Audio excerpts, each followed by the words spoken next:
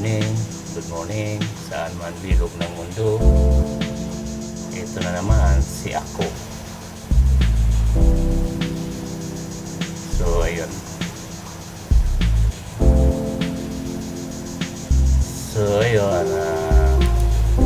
Naisipan ko na naman, bakit na po? Naisipan ko na naman mag-live dito sa sa sa sa tawag ko? Actually, YouTube to, dinaan ko sa YouTube. Hindi ko palang makabisado yung setup ng live mismo ng YouTube. So yung paano gumawa ng live sa YouTube, yung may mga ganitong setup. So ayun, good day, good evening, good morning sa lahat. Kamusta po kayo? Naway nasa mabuti po kayong kalagayan, kasi si COVID laging nasa mabuting kalagayan.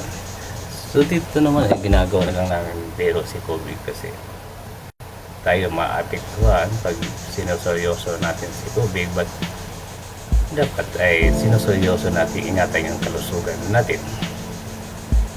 So yun lang po yun. At saka pray with the action para tuluyang mawala si COVID. Lilipas din po yan, gaya ng SARS. Lumit yung sakong. So ayun, balitaan ko muna kayo ng mga good news ha.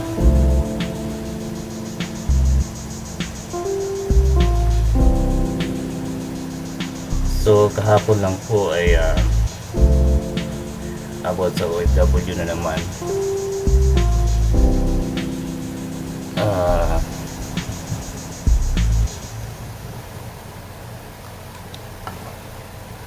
About sa OFW na naman po.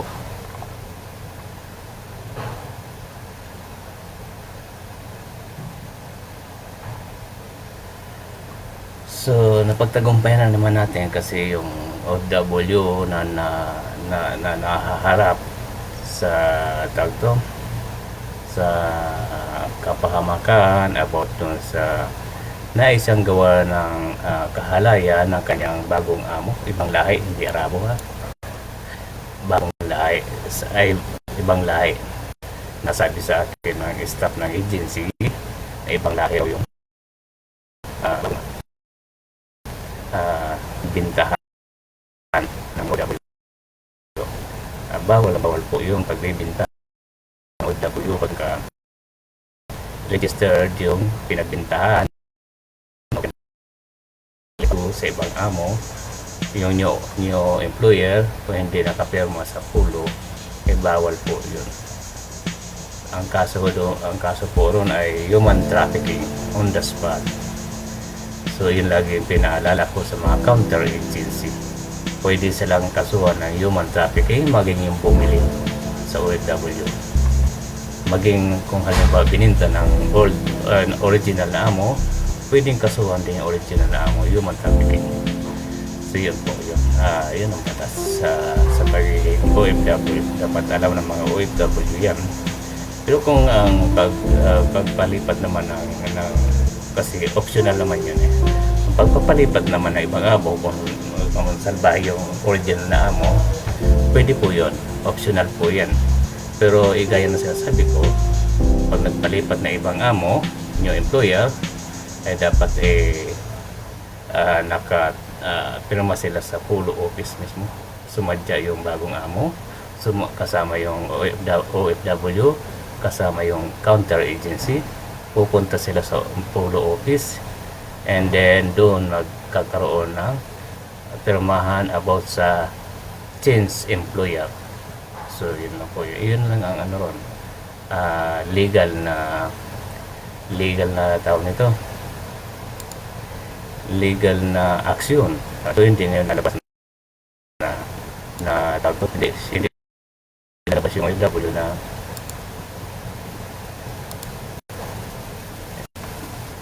ilalabas yung OFW na biktima siya ng human trafficking kasi nasa legal na kasi ng ibang amo.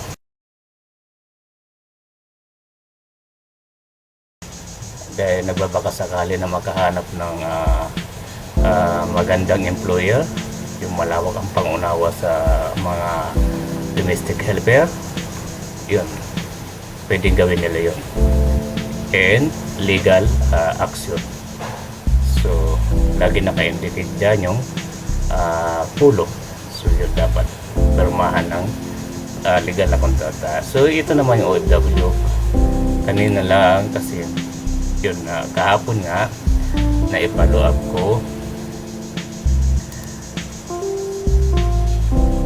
dahil sa lockdown dito sa Riyadh at saka sa curfew. So, sinundo siya ng bagong amo niya sa agency. After na masundo 11 AM nang masundo ng new amo sa agency, and then 2:30 PM. So, kung bibilangin po natin, 11, 12, 1, 12, 1, 2, 3 and a half lang hours. Itinagal ng OFW roon sa bagong amo ay nais na po siyang gawan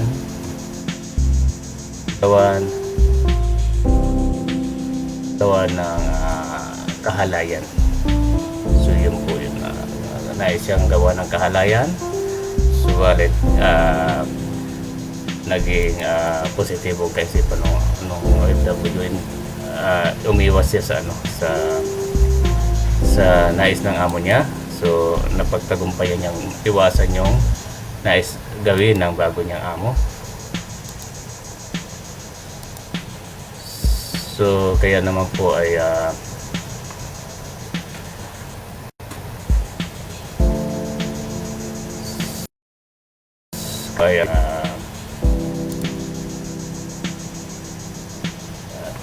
tawag to,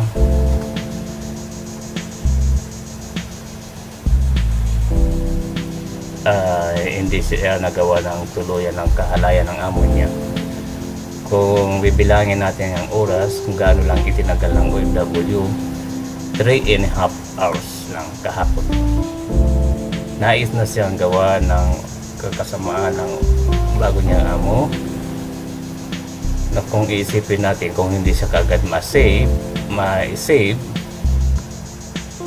at pwede siyang gawa ng tuloy ng kahalayan kung tumagal pa siya roon sa new amo niya. Bagamat yung among babae ay payag na ipabalik siya sa agency dahil ayaw niya nga mag-work, at yung among lalaki ay ayaw pumayag na ibalik siya sa agency. Bakit? Dahil may nais talagang gawin sa kanya masama yung amo niyang bago niyang amo. Ang problema kasi dito sa agency, pinagalitan kong sino yung ang agency, counter agency, kasi yun lagi ang karakas ng mga counter agency, maging agent sa Pinas, binabaliktad nila yung OFW na kung nagsisinungaling ang OFW. Ang ginawa nila dito sa OFW para mailipat sa ibang amo at pinilit pagawin ng sulat o papirmahin ng sulat. Yun lagi kasi ina-advise po yung ina-actionan namin, wag silang pipirma ng kahit anong papipirma sa kanila ng amo nila, maging counter agency nila, kasi ang amo at ang counter agency ay lehitimo magkasabwat.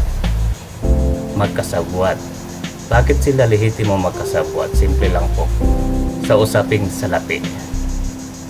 Ayaw ng amo ng OFW masayang binayad nila sa OFW sa agency. Ganon din ang agency, ayaw naman ng agency na bawiin ng amo nila yung ibinayad sa kanila. So ang pinangangalagaan ng agency at counter-agency at amo nila ay ang pera at hindi ang safety ng OFW. Kaya lagi kong pinapaalala sa kanila, wag pipirma o gagawa ng anumang sulat na pinapapayag silang ilipat sa ibang amo. Logic lang po kasi yan.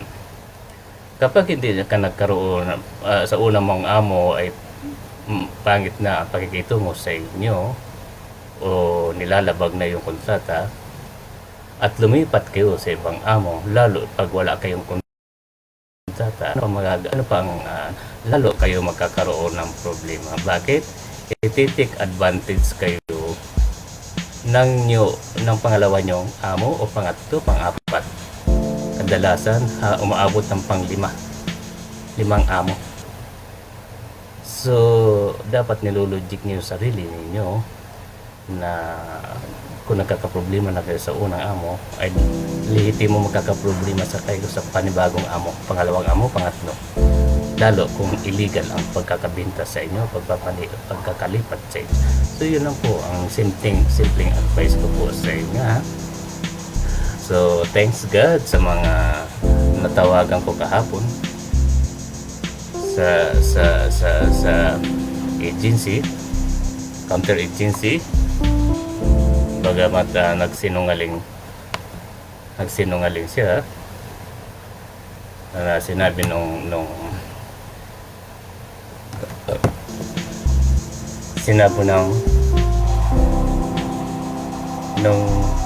staff na nasa accommodation na yung OFW, samantalang segundo lang yung pagitan ng usap namin ng OFW. Sabi niya ay tinatakot siya ng amo niyang lalaki, papakuha raw siya sa pulis. So ayun,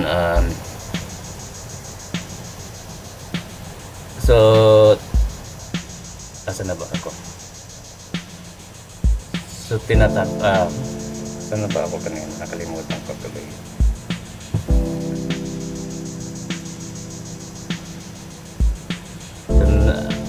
Nagsinungaling sa akin yung agency kagabi na sinasabi ng staff ng agency, counter agency na nasa accommodation na yung OFW. Samantalang segundo lang na nag-uusap kami ng OFW ay sinasabi, pinipilit ako, nakikiusap sa akin na ipasundo siya sa agency. Ang problema kasi lockdown dito sa lugar ko. May curfew 3 p.m. until 6 a.m. So doon ko nahuli yung staff ng agency.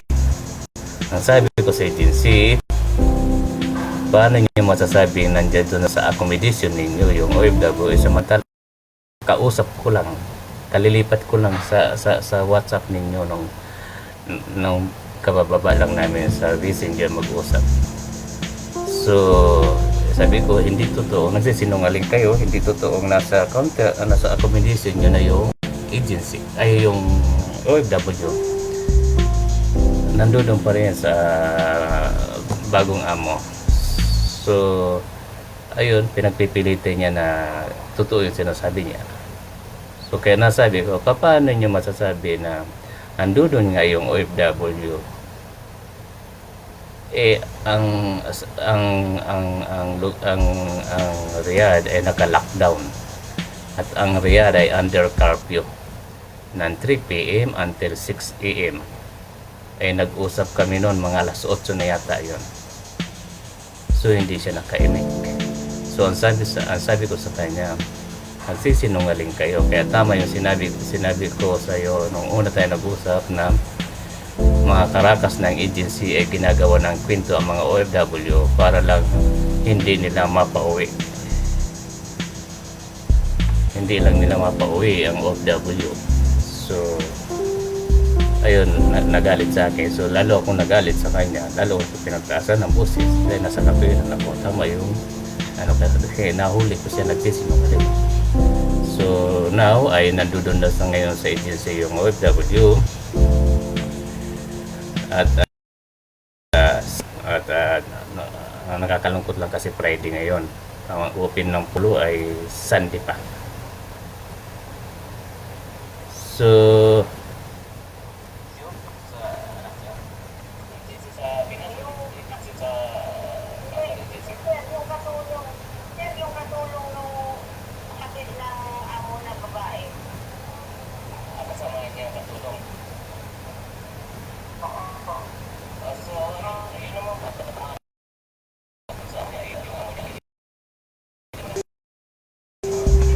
hindi yan. OFW ng ano yun. OFW muna ng Abu Dhabi. Ayun, tinatawag ko ngayon ay OFW ng Riyadh.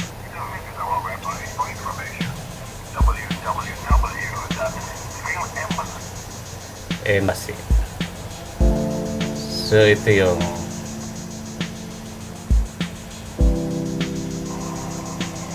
huli namin usap no.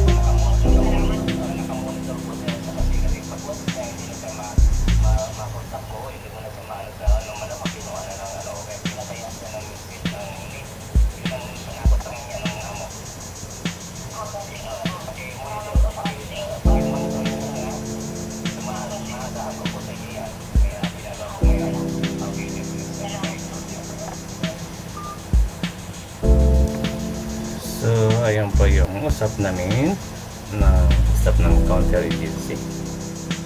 So, yung OFW ay safe na siya. So, antay lang kami kasi hindi makakilos yung pulo dahil nga sa lockdown. Ang Riyadh. Tsaka may curfew pa. Kaya limitado yung oras nila. At salamat din sa official ng pulo ng UWA Welfare Riyadh. Dahil kahit day off nila ay napagbibigyan yung mga request ko about sa OFW. Ayun, matagumpay na po nasa agency po niya yung OFW. Safe na po do sa kamay ng bagong amo. So ipagpasalamat natin kay God. So kaya ang sabi ko, bagamat makulit yung OFW, sabi ko na under monitor na po siya ng Apollo UWA. Kaya wag na siya mag-alala ay kung ano-ano pang mga negatibong ipinipm sa akin. Kaya yun, pinagpagsabihan ko. So ayun, okay na yan. Solve na yung isang OFW. Ang problema ko naman yung OFW Abu Dhabi. So tumawag yung kapamilya, yung nanay ng OFW sa amo niya mismo sa Abu Dhabi.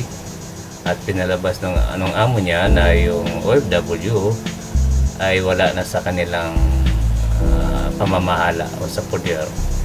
Ibig sabihin umalis, pumunta. So yun ang pinalabas. Pero hindi naman naniniwala yung kapatid na baka, at ako naman baka ini-hide lang. Kasi ayon sa amon nila ay wala namang problema yung OFW, okay naman sa kanila. Kaso may isang problema lang na about yata sa kasamahan. So ganun yun, naging kaso. So ayun, ginawa siya ng parang frame out ba, pinagbintangan. So but yung amo ay hindi naniniwala sa sinasabi ng isa. So yun, parang ang tawag kasi rito inggit. Kung kapwa mo Pilipino dapat nagtutulungan, lalo pag OFW. So iwasan yung inggit, iwasan yung palakasan. So yun, ayun. So anyway, tumawag ako kagabi sa embassy Abu Dhabi. Ayun, answering machine ang sumagot sa akin kasi nga close na, alas 8 na kasi ako tumawag. Sinubukan ko lang baka 24 hours open o may shifting. Yun, wala na ba, at ayun na sa answering machine ibinigay sa akin yung mga dapat matawagan pag yung open na sila. So sa linggo ko na lang tawagan. So yun na naman, update na naman sa mga OFW. So yun din, yung tatlong pinatakas ay okay na. At ayun, bagamat pagsabihan ako ng opisyal ng Pulo, Riyadh, na sabihin ko doon sa OFW na iwasang magsinungaling. Tama naman yung sinabi niya, kasi ako maging ako ay pinagalitan ko rin yung OFW. Ayaw kasi maniwala sa akin na under monitoring na sila ng Pulo UWA. Nagpatalo doon sa takot. Kaya nangyari nung ibinalik sila nung pinalabas sila ng agency sa kalagitnaan ng lockdown at curfew. At thanks God doon sa tumulong na Arabo, matandang Arabo, tumulong sa kanila. Thanks God at na-save sila. At thanks God talaga at na-monitor ko sila. Kasi kung hindi sila nakatawag, walang nakamonitor sa kanila, kung saan sila napunta. Kahit may tumulong pa sa kanila. So hindi, kasi ang problema hindi rin marunong mag-English yung Arabo. So yun. Ayun, but salamat dun sa Arabo, yun ang ginamit ni God para dun sa tatlong OFW, safe na sila. So ang nangyari, dahil sa natakot yung pagbalik ng OFW, natakot yung dalawang OFW doon sa may-ari mismo ng agency.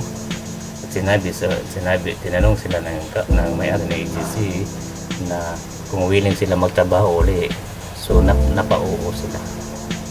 So sabi ko, ba't kayo na umuo? Ang reason sa akin ay dahil sa natakot sila, dahil nang bago sila pinalabas ng agency ay pinagsasampal yung isa nilang kasamahan ko OFW.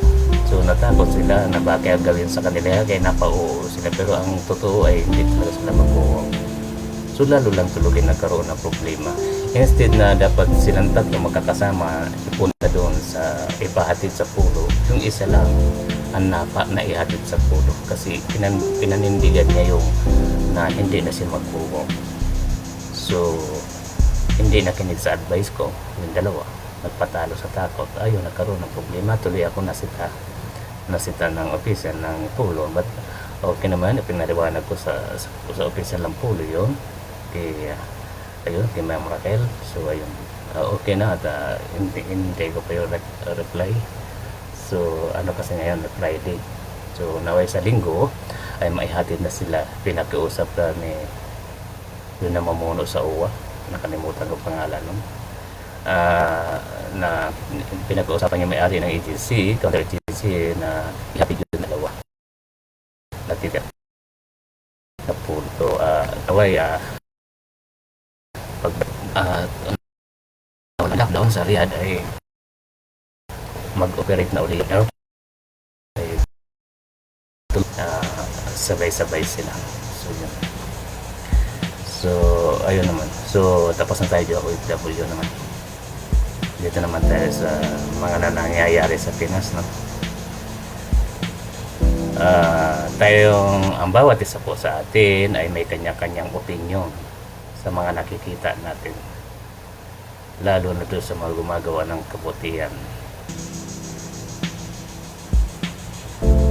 Gaya ng sinasabi ko sa live video ko, ang bawat isa sa atin ay binigyan ng katilinuhan ni God para makagawa ng kabutihan sa kapwa. Kung nais natin tumulong sa kapwa, mapira ka man o wala kang pera, bibigyan tayo ng katilinuhan ni God para makatulong sa kapwa sa anumang nais natin pamamaraan, dahil ginagayad tayo ni God.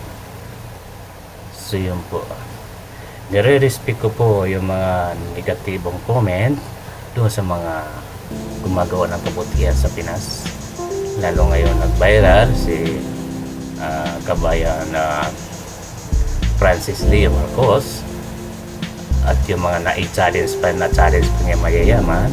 So maganda yung pamamaraan niya, kaso nga lang ang bawat isa sa atin ay may kanya-kanyang opinion. May pride tayo na negatibo, may pride tayo na positibo. So hindi natin hawak yung kaisipan ng bawat isa.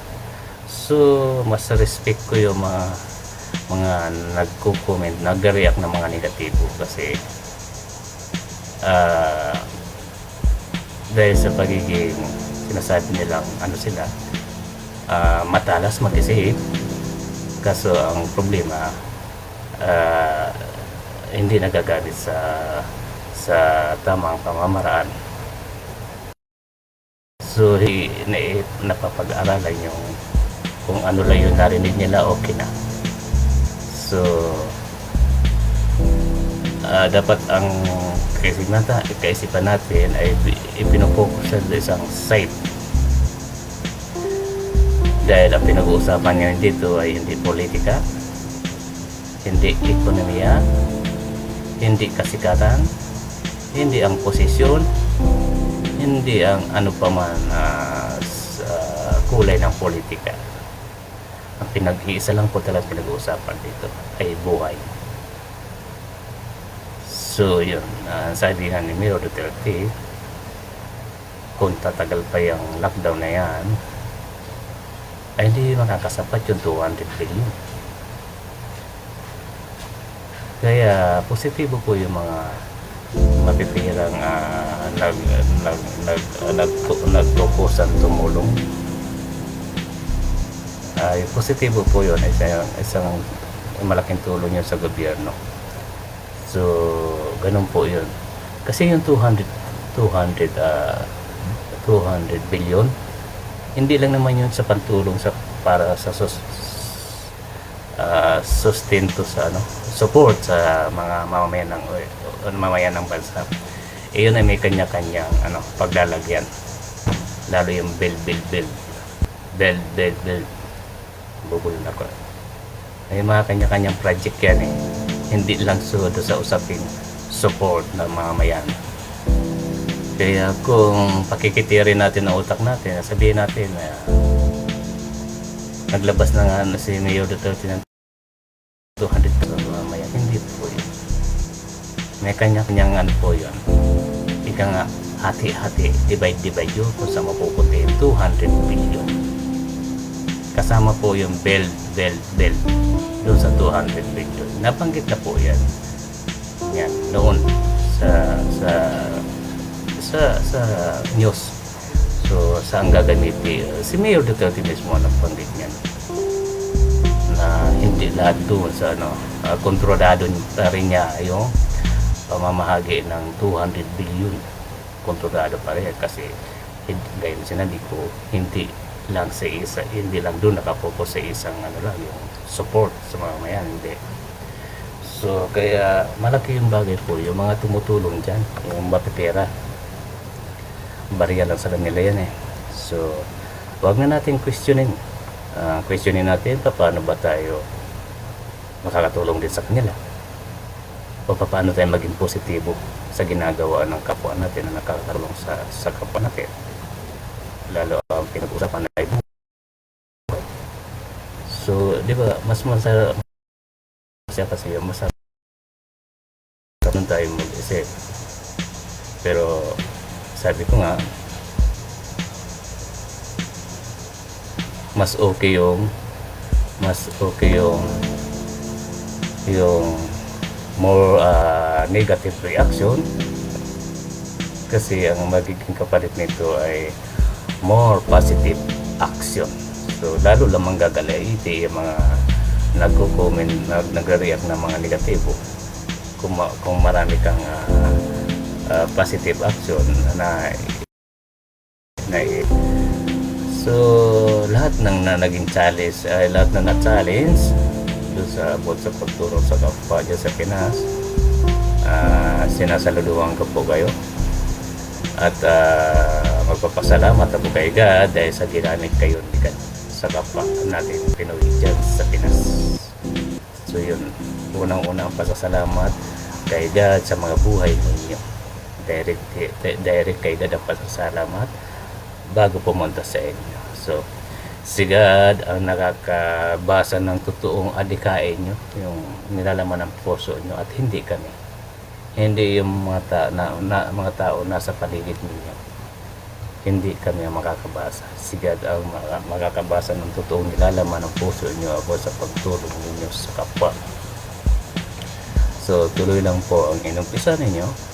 So at yun, bagamat nakakatulong kayo ay samahan niyo po ng prayer, yung guide, kasi kung ang ginagawa natin ay hindi natin inalayo si God, so mas maganda yun, nakapositibo na.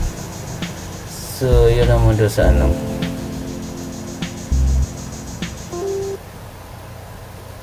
yun, sa mga local government, yung matitigas ang ulo. At may isa akong OFW na natulungan, OFW Dubai, nagko-complain sa akin dahil doon sa lugar niya, sa isang bahay, tiyahin niya, tapos siya, so ibig sabihin dalawang pamilya, kasi yung OFW ay single parents. Ayun, sa sinabi ni Duterte, ang mamahagi ng rules o yung 508,000 ay dapat walang pinili, dapat walang nilalagpasan. Kung ilang pamilya sa sa loob ng bahay, halimbawa 3 pamilya, ay 3 papel din o 3 goods ang ibibigay doon, iiwan doon sa bahay na yon. Malinaw yung pagkakasabi, walang pipiliin, at ang lahat dapat ng mamamayan doon sa isang local government o local na pamayanan ay dapat na mapibigyan, walang malalagpasan. Malinaw yung pagkakasabi ni Mayor Duterte. So kaya kayo mga pasaway na official ng barangay tanod, mga pasaway, mga barangay tanod din, mga barangay kapitan, yan, yung may sinisino, kasi ang problema doon sa isang lugar ng OFW ay inano siya, na discrimination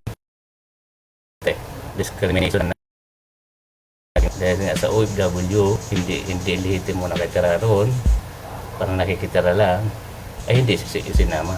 Ang problema pa nito, na ibigay na yung goods, tapos maya at ang tumanggap pa nito, ang masama pa nito, at tumanggap nito ay yung anak ng OFW.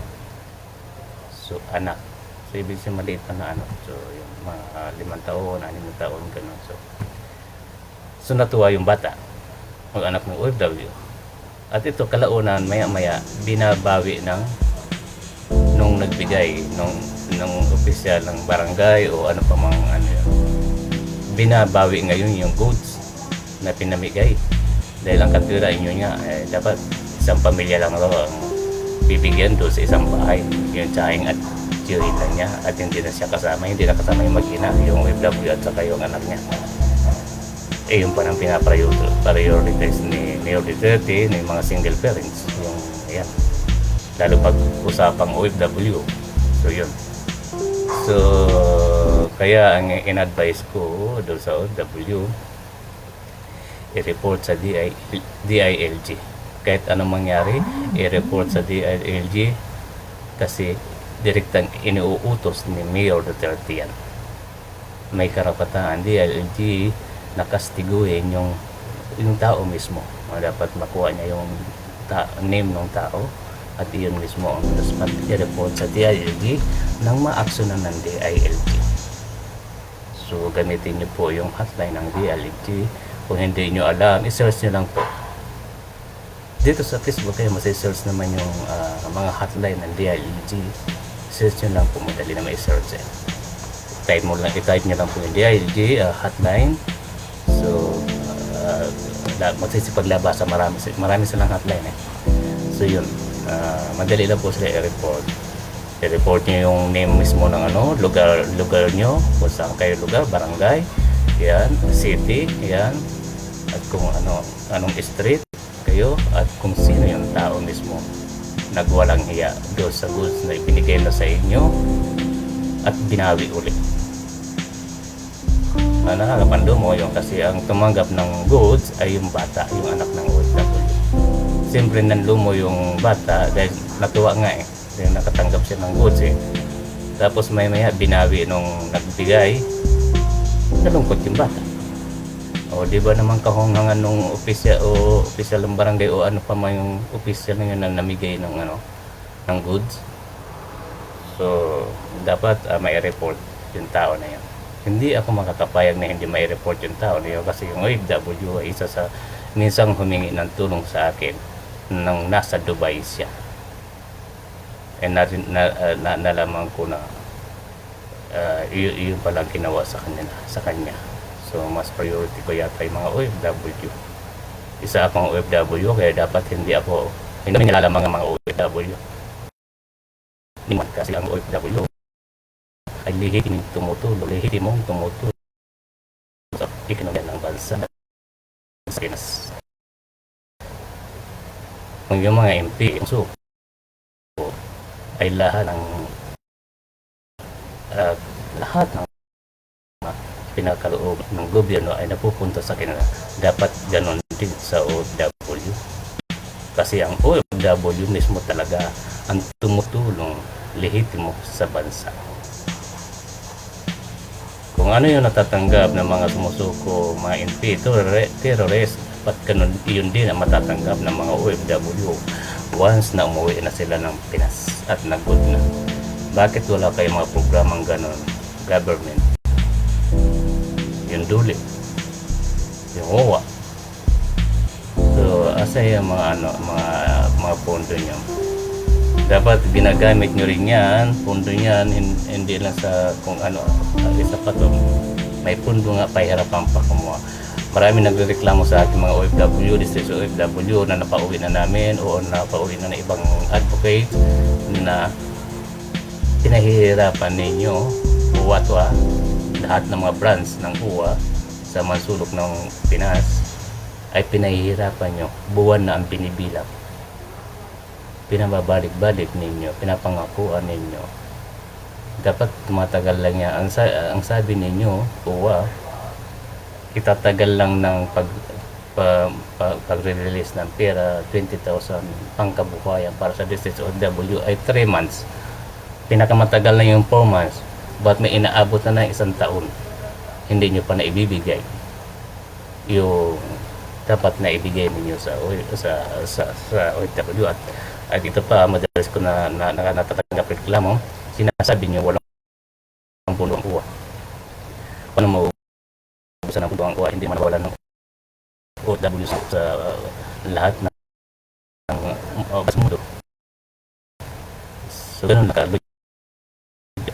So, maubusan ang kulwa kung lahat ng nagtatrabaho sa OWA ay mga korap. Lalo yung mga namumuno mismo sa OWA, korap. Diyan mauubos ang pundo. So, yun lang po. Simple lang yun. So, naway, pag natapos itong COVID na itong problema na ito, ang lahat ay maging maayos na. Lalo na yung mga OFW na napauwi. Maging prioritize ng gobyerno, ng mga ahensya ng gobyerno about OFW, yung mga napauwing OFW. Mabigyan sila ng pamatagalang hanap buhay para sa pamatagalang suporta sa kanilang pamilya.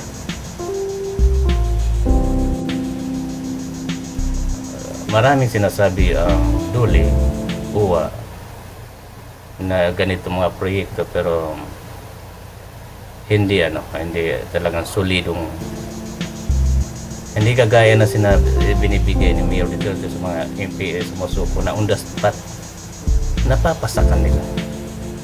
Dapat ganyan din ang ginagawa ng mga ahensya ng gobyerno about OFW. On the spot napapasakan nila yung dapat mapasakan nila. Unang-una na yung trabaho. So yun po yun. Yun lang po. Huwag niyo pong babali-wali ng mga OFW kasi ang OFW ang tumutulong sa inyo. Sila ang nagpapasahod sa inyo. Sila ang nagbibigay ng mga benepisyo ninyo. Lahat. Mas maswerte kayo dyan sa Pinas kaysa sa aming mga OFW. Kami walang benepisyo. Pag nagkasakit ka, malasing ka pa pag hindi ka tinulungan ng kumpanya mo. Yun. Mamalasing ka pa. So, kayo mga opisyal ng gobyerno dyan about OFW, huwag kayo nagpapasarap ng buhay. Kasi ang bawat tinutulong ng mga OFW sa ekonomiya ng bansa ay pinaghihirapan nila, pinagpapawisan nila, pinagpupuyatan nila, yun, pinagpapagura nila. Kayo, salok lang kayo ng salok, lalo kayo may mga posisyon dyan. So yun lang po yung doon naman sa muli mananawagan na naman ako sa makukulit. Ito nga pala, yung nagrally doon sa Quezon City ba yun? Manila. Kung ang pagrarally nila ay yung talagang yung hindi talaga sila na nabibigyan ng pagkain, yung talagang mga pesaway ng mga opisyal, okay yun. Saka lalala yun pag nagpatuloy ng yung mga opisyal patuloy binabalahura yung dapat mapunta sa mamamayan nila. Mangyayari yan. Mangyayari yung mga yan. Kung ang noon ay pagralali ay about sa politika, ngayon mangyayari dyan sa Pinas ang pagralali ay about sa food, about sa supply. Yun ang magiging dahilan nila.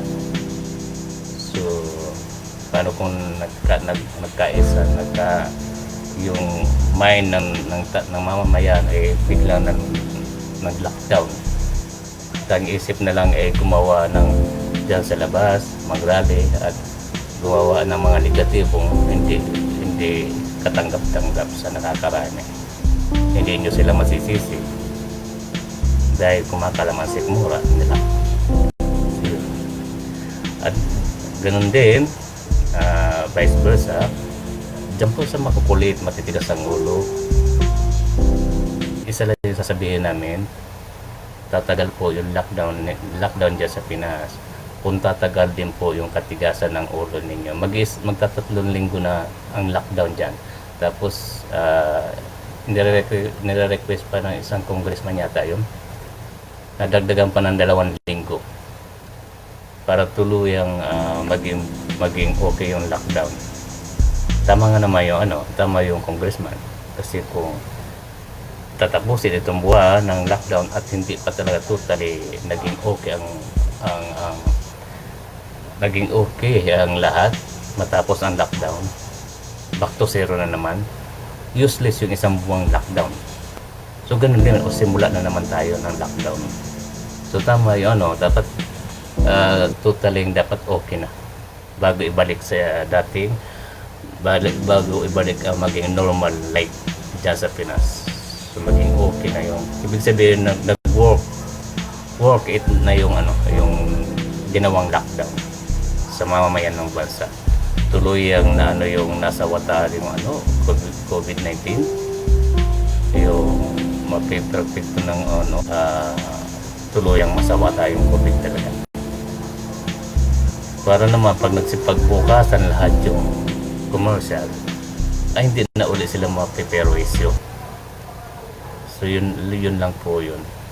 Tuloy-tuloy na ang tuloy-tuloy na ang operasyon ulit. At maging balik sa totally normal ang pamumuhay dyan sa Pinas. So yun lang dapat yun talaga maging. Kaya naman kayo mga maya, huwag nyo pong sayangin ang lockdown. Disiplinahin nyo talaga yung sarili ninyo. Kayo lang po makakadisiplina ng sarili ninyo at hindi ang gobyerno. Kayo rin po individually ang makakatulong sa bansang Pinas at hindi ang bansa ang makakatulong sa inyo. Hindi kikilos sa inyo ang bansa. Kayo ang kikilos mismo. So habaan nyo pa ang pasensya nang sa gayon ay matapos na po ang problema dyan sa Pinas. Maging normal na po ang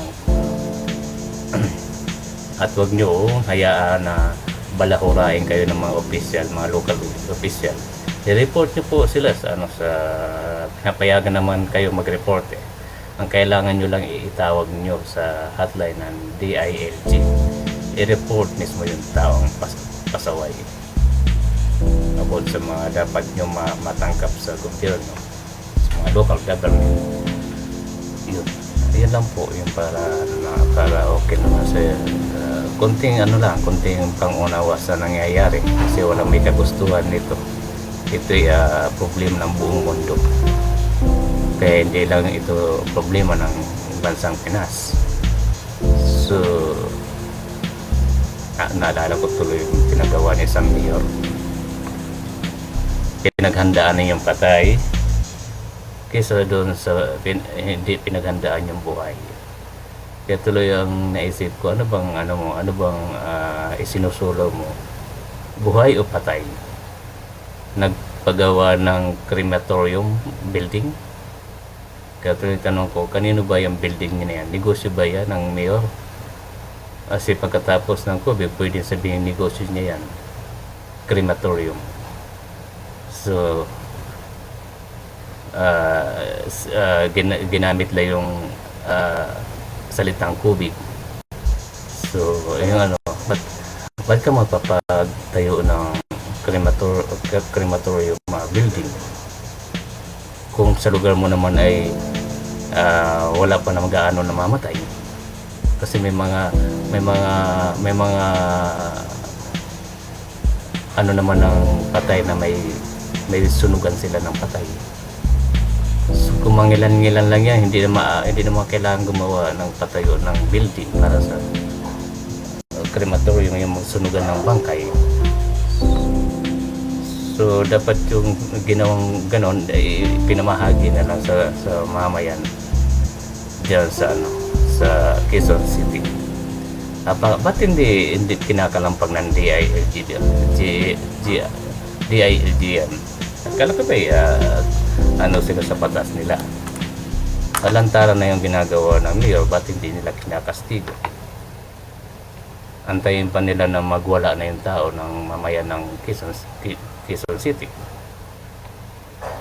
So nakakailang linggo na ng lockdown, wala pa ginagawang action yung DILG about sa mayor na yan, Joy Belmonte. So yun na po yun, dapat may ginagawa na kayong action dyan. So yun na po, para naman yung may mayor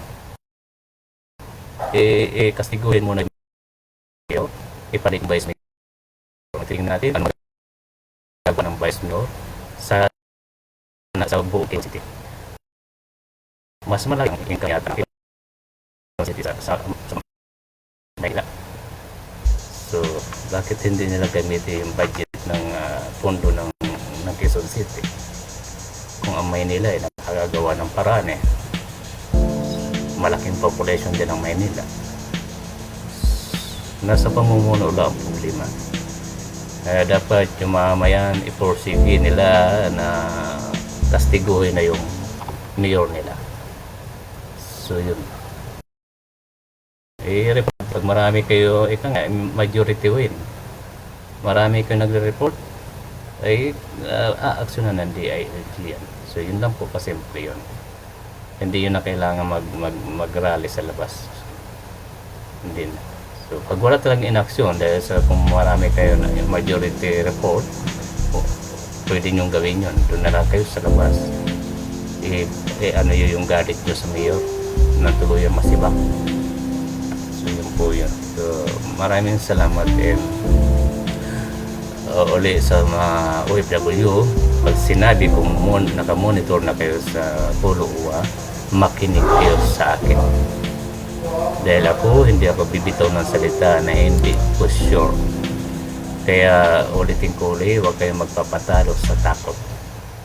Kasi yung takot, hindi nakakatulong yan sa inyo. Kapag inaaksyonan na kayo, tiyakin nyo na makakauwi kayo. So yun lang po yung kasimple. Pagganahin ang logic. Huwag magpapatalo sa takot. Hindi kayo matutulungan yan. Mag-pray yan. Pray at isagawa ang dapat isagawa. Tulungan ang sarili na matulungan kayo. Yun lang kasimple yan. At maihingi ko ng pasensya na sabi ng pulo. Sa ngayon, dahil lockdown. Isa pa, close ang airport. Kaya hindi sila makakilos at ang oras nila ay maiksi lang. Ang pasok nila ay 9 AM until 1 PM. So, maiksi lang oras nila. Kasi nga doon sa curfew na 3 PM. So, yun. Kaya, at 4 na araw lang ang pasok ng pulo. Maging imbas rin yata. So, yun. Kaya, pag naging balik normal na po ang lahat, lahat ng mga OFW may exit visa na ay makaka-uwi na kayo on the spot pag nagbukas uli ang international flight ng Riyadh. So yun po yun. Pray lang na matapos na lahat, na maging okay na ang sitwasyon dito sa Riyadh. Ang Riyadh lang naman, Makkah, Medina, sa Makkah ay 24/7 na lockdown. 24/7 lockdown. So yun, yun na po. Maraming salamat and alam nyo na, galit-galit muna tayo ipagpatuloy yung galit sa labas. Pag nasa labas kayo, ito nga pala maalala ko, kung sino lang po yung may hawak ng quarantine pass, ay siya lang dapat ang lalabas ng bahay. Huwag na po kayo magsasama. At pag nasa labas naman kayo, huwag kayo hawak ng hawak kung saan. Mas maganda magdala na lang kayo ng plastic gloves. Yun. Para pag lumabas kayo, hawak man kayo kung saan may protection ang kamay ninyo. So yun lang po yun. So pag dating nyo naman bahay ninyo, ay huwag muna kayong papasok. Maghugas kayo ng paa ninyo, sinilas ninyo, sapatos ninyo. Linisin muna bago ipasok sa bahay kasi ang virus nasa lapag lang o saan mga nahawakan o saan dadapo. So yun lang po yun. Huwag na po magsasama ng iba pa na hindi naman kailangan at wala doon sa quarantine pass. Baka maperwisyo pa yung isasama ninyo at yun pa mismo makahawa sa inyo. So ingat lang So, at hindi naman mahalagang pupuntahan, huwag nyo nang pilitin pang pumunta kung saan. Hindi naman mahalaga. So, maraming salamat and God bless. Bye-bye. So, paano pa to? So, ano po ba to? Ano?